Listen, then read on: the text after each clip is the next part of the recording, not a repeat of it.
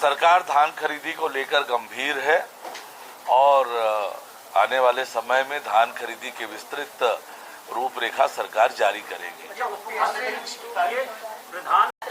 छत्तीसगढ़ न्याय यात्रा, उसका प्रभाव जो है दक्षिण रायपुर के उपचुनाव में देखने मिलेगा। भारतीय जनता पार्टी में किस तरह की प्रायोरिटी रहेगी? कांग्रेस पार्टी के हरियाणा में जो हालात हुए वो कांग्रेस पार्टी को ध्यान रखना चाहिए। दक्षिण विधानसभा की जनता हमेशा से भारतीय जनता पार्टी के साथ मजबूती से खड़ी हुई है और आने वाले उपचुनाव में भी दक्षिण विधानसभा की जनता को जो निर्णय करना है, निश्चित रूप से दक्षिण विधानसभा के लोगों का आशीर्वाद भारतीय जनता पार्टी को ही मिलेगा। अब तक में कानून व्यवस्था के मसले पे सूरजपुर में कि पुलिस वाले भी अब सुरक्षित नहीं है, कांग्रेस घेर रही सरकार।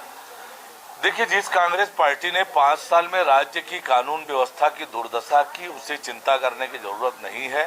राज्य सरकार कानून व्यवस्था को लेकर पूरी तरह से गंभीर है और जहां कहीं पर भी कोई घटना हो रही है, ठोस और मजबूत कार्यवाहियां हो रही है और जहां पर अधिकारियों की लापरवाही मिल रही है, उन पर भी कठोर कार्यवाही हो रही है। सरकार कानून व्यवस्था से किसी तरह कोई समझौता नहीं करेगी। पीएससी में कार्यकारी अध्यक्ष की नियुक्ति, महापौर या अप्रत्यक्ष, सबकी इस बात की उत्सुकता है। कांग्रेस कंफ्यूज बता रही है सरकार। कांग्रेस अपने कंफ्यूजन की चिंता करे। कांग्रेस का नेतृत्व कौन कर रहा है, नेतृत्व के लिए कैसे लड़ाई हो रही है, कार्यकर्ता कंफ्यूज है कि हमारा नेता कौन है, तो कांग्रेस पार्टी अपनी चिंता करे। जहां तक भारतीय जनता पार्टी के सरकार का विषय है, सरकार निकाय और पंचायत चुनाव को लेकर पूरी मजबूती से तैयारी कर रही है और समय पर सारे निर्णय होते चले जा रहे हैं और चुनाव की पद्धति का निर्णय भी समय पर हो जाएगा। धान खरीदी की तारीख को लेकर भी हुई है, नामों पर भी चर्चा। कल पार्टी के कोर ग्रुप की बैठक संपन्न हुई है, चुनाव समिति की बैठक हुई है। दक्षिण विधानसभा चुनाव के संबंध में विस्तार से बातचीत हुई है। अब तक की तैयारियों को लेकर चर्चा हुई है, आगे किस प्रकार से चुनाव की तैयारी करना है, इसको लेकर बहुत विस्तार से बातचीत हुई है। भारतीय जनता पार्टी दक्षिण विधानसभा के उपचुनाव को लेकर गंभीरता से काम कर रही है और आने वाले समय में हम पूरी मजबूती से दक्षिण विधानसभा का उपचुनाव लड़ेंगे। कांग्रेस पार्टी की बात करें तो कांग्रेस पार्टी में दीपा हो पाएगा। एक अनुभवी प्रशासनिक अधिकारी हैं रीता सांडिली जी।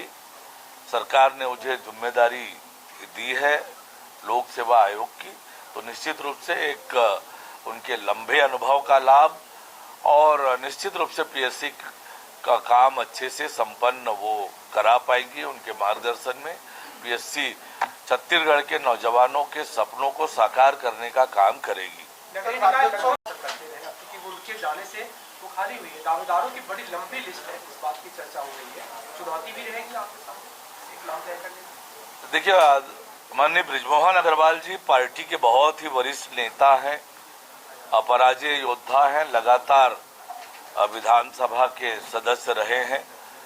पार्टी ने इस बार उन्हें लोकसभा का प्रत्याशी बनाया और मजबूती से चुनाव लड़े और ऐतिहासिक वोटों से उन्होंने जीत दर्ज की है और दक्षिण विधानसभा के हरेक व्यक्ति से व्यक्तिगत संबंध माननीय बृजमोहन अग्रवाल जी के रहे हैं।